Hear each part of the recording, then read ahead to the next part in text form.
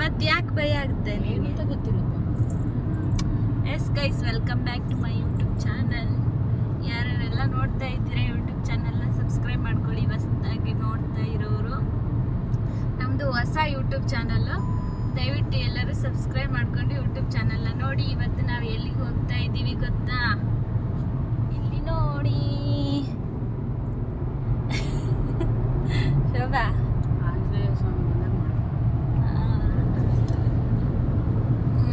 ಎಲ್ಲಿ ಅಂದರೆ ಇವತ್ತು ಯಲಹಂಕ ಹೋಗ್ತಾ ಇದ್ದೀವಿ ಗೈಸ್. ಯಲಹಂಕ ಒಂದು ಡ್ಯೂಟಿಗೆ ಬಿಡ್ಲಿಕ್ಕೆ ಅಂತ ಹೋಗ್ತಾ ಇದ್ದೀವಿ ನಮ್ಮ ಶೋಭಾನ. ಬಟ್ ಈಗಲೇ ಭಯ ಭಯ ಅಂತೇಳಿ ಆಡ್ತಾ ಇದ್ದಾಳೆ.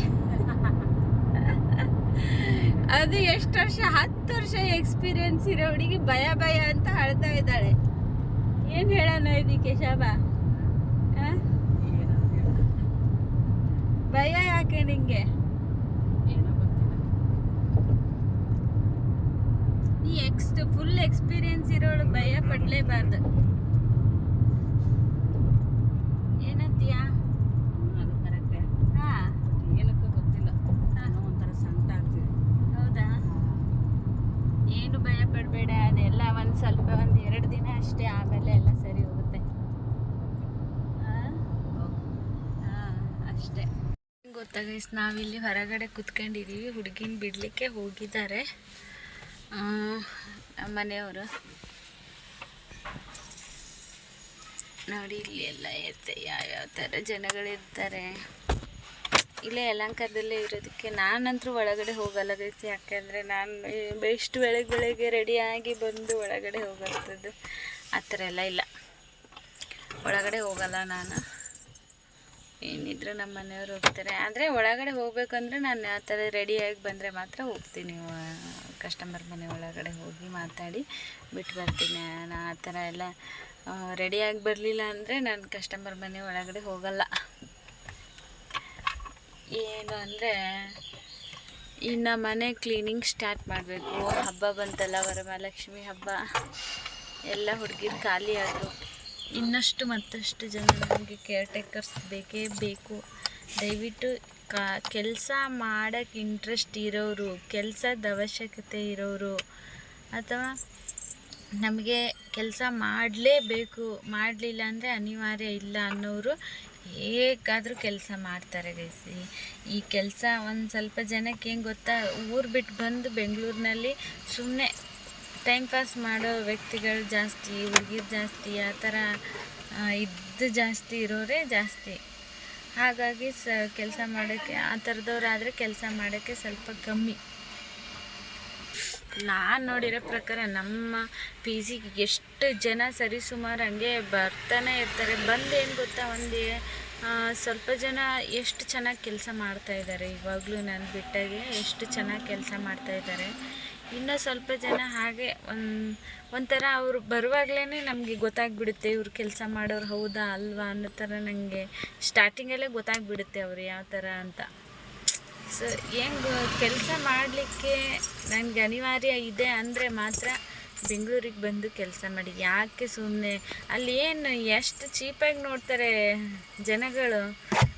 ಒಂದ್ಸರಿ ಬೆಂಗಳೂರಿಗೆ ಬಂದು ವಾಪಸ್ ಹೋದೆ ಅಂದರೆ ದುಡಿಯೋಕ್ಕೆ ಹೋದ್ಲು ನೋಡಿ ಹಾಗೆ ಬಂದ್ಲು ಅಂತ ಇಷ್ಟು ಚೀಪಾಗಿ ಎಲ್ಲ ಮಾತಾಡ್ತಾರೆ. ಮಾತಾಡಿದ್ರೂ ಕೆಲವು ಜನಗಳು ಏನು ಮಾಡ್ತಾರೆ, ಬರ್ತಾರೆ ಹೋಗ್ತಾರೆ.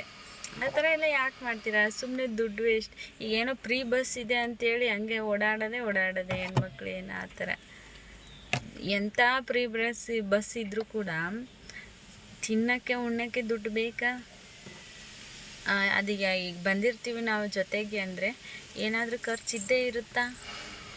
ದಯವಿಟ್ಟು ಆ ಥರ ಎಲ್ಲ ಯಾಕೆ ಮಾಡ್ಕೊತೀರಾ? ಇವತ್ತಿನ ಕಾಲ ಹೆಂಗಿದೆ ಅಂದರೆ, ಅಯ್ಯಪ್ಪ, ದುಡಿಮೆ ಮಾಡ್ಕೊಂಡು ತಿನ್ನೋರಿಗೆ ಏನು ಪ್ರಾಬ್ಲಮ್ ಇಲ್ಲ. ಒಬ್ಬ ದುಡ್ದು 100 ಜನ ಸಾಕ್ಬೋದು ಇವತ್ತಿನ ಕಾಲದಾಗ. ಹಳ್ಳಿ ಕಡೆ, ಬೆಂಗಳೂರಲ್ಲಾದರೂ ಬದುಕೋಕ್ಕಾಗಲ್ಲ ಬಿಡಿ, ಬಟ್ ನಾನು ಹೇಳೋದು ಹಳ್ಳಿ ಕಡೆ. ಅದು ಕರೆಕ್ಟಾಗಿ ನಿಯತ್ತಾಗಿ ಕೆಲಸ ಮಾಡ್ಕೊಂಡು ಹೋದೆ ಅಂದರೆ ನಿಮ್ಮ ಜೀವನ ಎಷ್ಟು ಚೆನ್ನಾಗಿರುತ್ತೆ. ನಾನು ಹೇಳ್ತಿದ್ದೀನಲ್ಲ, ಇದೇ ಹೋಮ್ ನರ್ಸಿಂಗ್ ಕೆಲಸ ಮಾಡ್ತಾನೆ ಎಷ್ಟೋ ಜನ ಎಷ್ಟು ಚೆನ್ನಾಗಿ ಉದ್ಧಾರ ಆಗಿದ್ದಾರೆ ಹಳ್ಳಿ ಕಡೆ.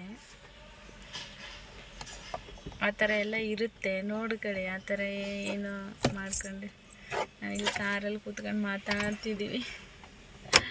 ಎಕ್ಸಾಂಪಲ್ ನನ್ನ ಫ್ರೆಂಡ್ಸು ಎಲ್ಲರನ್ನೂ ನೋಡಿದರೆ ನಮಗೆ ಎಷ್ಟು ಹೆಮ್ಮೆ ಆಗುತ್ತೆ ಗೊತ್ತಾ. ಅವರೆಲ್ಲ ಎಷ್ಟು ಚೆನ್ನಾಗಿ ಕೆಲಸ ಮಾಡ್ಕೊಂಡು ಹೆಂಗಿದ್ದಾರೆ ಅಂದರೆ ಊರ ಕಡೆ ಎಲ್ಲ ಒಳ್ಳೆ ಜಮೀನು ಗಿಮೀನು ಎಲ್ಲ ಮಾಡ್ಕೊಂಡು ಊರ ಕಡೆ ಸೈಟ್ ಗೀಟ್ ಎಲ್ಲ ತಕ್ಕೊಂಡು ಈ ಥರ ಎಲ್ಲ ಚೆನ್ನಾಗಿದ್ದಾರೆ. ನಾನು ವೀಡಿಯೋಸಲ್ಲಿ ನನ್ನ ಮಗನ್ನೇ ತೋರಿಸೋದು ಒಂದು ದೊಡ್ಡ ಪ್ರಾಬ್ಲಮ್ ಆಗಿಬಿಟ್ಟಿದೆ ಗೈಸ್. ಅದೇ ಒಂದು ದೊಡ್ಡ ಪ್ರಾಬ್ಲಮ್ ಆಗಿರೋದ್ರಿಂದ ಹೇಗೆ ತೋರಿಸ್ಬೇಕು ಅನ್ನೋದೇ ನನಗೆ ಕೂತ್ರೂ ಕಷ್ಟ ನಿಂತ್ರೂ ಕಷ್ಟ. ಯಾಕಂದರೆ ಕಾಂಪಿಟೇಷನ್ ಇರೋದ್ರಿಂದ ಯೂಟ್ಯೂಬರ್ ಏನೇನೆಲ್ಲ ಸ್ಟ್ರಿಕ್ಟ್ ಮಾಡಿಬಿಟ್ಟಿದ್ದಾರೋ ಗೊತ್ತಿಲ್ಲ. ಎನಿವೆ ಗೈಸ್, ಹೀಗೆ ಇವತ್ತಿನ ಲಾಗ್ನ ಕಂಟಿನ್ಯೂ ಮಾಡೋಣ. ಬಂದು ಏನಾದರೂ ಎಲ್ಲಾದರೂ ತಿಂಡಿ ತಿನ್ಕೊಂಡು ಹೋಗೋಣ ಅಥವಾ ಮನೆಗೆ ಹೋಗಿ ತಿಂಡಿ ತಿನ್ನೋಣ ಗೊತ್ತಿಲ್ಲ. ಮನೆಯಲ್ಲೆಲ್ಲ ಕೆಲಸ ಮಾಡಿಟ್ಟು ಬಂದಿದ್ದೀನಿ, ಆದ್ರೂ ತಿಂಡಿ ಮಾಡಿಲ್ಲ, ಹಾಗೆ ಬಂದುಬಿಟ್ಟಿದ್ದೀವಿ. ಟೈಮ್ ಆಯಿತು, ಕಸ್ಟಮರ್ ಫೋನ್ ಮಾಡ್ತಾಯಿದ್ರು ಅಂತ. ನೋಡೋಣ ಇವಾಗ ಹೋಗ್ತಾ ಏನಾದರೂ ತಿಂಡಿ ತಿನ್ಕೊಂಡು ಹೋಗೋದಾ ಅಥವಾ ಹಾಗೆ ಹೋಗೋದಾ ಅಂತ. ಬಂದರು, ಬಟ್ಟೆ ಇತ್ತು, ಬಟ್ಟೆ ಒಣಗಾಕಿ ಟೀ ಮಾಡಿಟ್ಟಿದ್ದೆ. ಆದರೆ ಟೀ ಮಾಡಿಟ್ಟು ಹಾಗೆ ಟೀ ಕುಡಿಲಂಗೆ ಹೋಗಿದ್ದೆ ಗೈಸ್. ಈಗ ಟೀ ಕುಡಿದು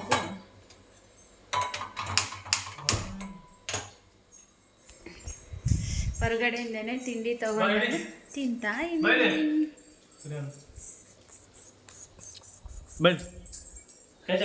ಹೋಗ ತಿಂಡಿ ತಿನ್ನು ಅಷ್ಟೇ ಗೈಸ್. ಮುಂದೆ ಆದರೆ ಕಂಟಿನ್ಯೂ ಮಾಡ್ತೀನಿಲ್ಲ ನೋಡಿ. ಇಲ್ಲಿ ಇವತ್ತೇನು ಎಲ್ಲ ದಿನವೂ ಮಳೆ, ಇವತ್ತು ಬಿಸಿಲಿದೆ. ಚೆನ್ನಾಗಿ ಬಟ್ಟೆ ಒಣಗುತ್ತೆ ಅಂತೇಳಿ ಬಟ್ಟೆ ಒಣಗಾಕಿದ್ದೀನಿ. ಬಂದು ನನ್ನ ಮಗಂದೇ ಒಂದು ರಾಶಿ ಬಟ್ಟೆ ಇರುತ್ತೆ ಅಷ್ಟೇ. ಯಾರ್ಯಾರು ಯೂಟ್ಯೂಬ್ ಚಾನಲ್ನ ನೋಡ್ತಾ ಇದ್ದೀರಾ ಅವರು ನಮ್ಮ ಯೂಟ್ಯೂಬ್ ಚಾನಲ್ನ ಸಬ್ಸ್ಕ್ರೈಬ್ ಮಾಡ್ಕೊಳ್ಳೋದನ್ನು ಮರಿಬೇಡಿ. ಲೈಕ್ ಮಾಡಿ, ಕಮೆಂಟ್ ಮಾಡಿ, ಶೇರ್ ಮಾಡಿ. Thank you guys.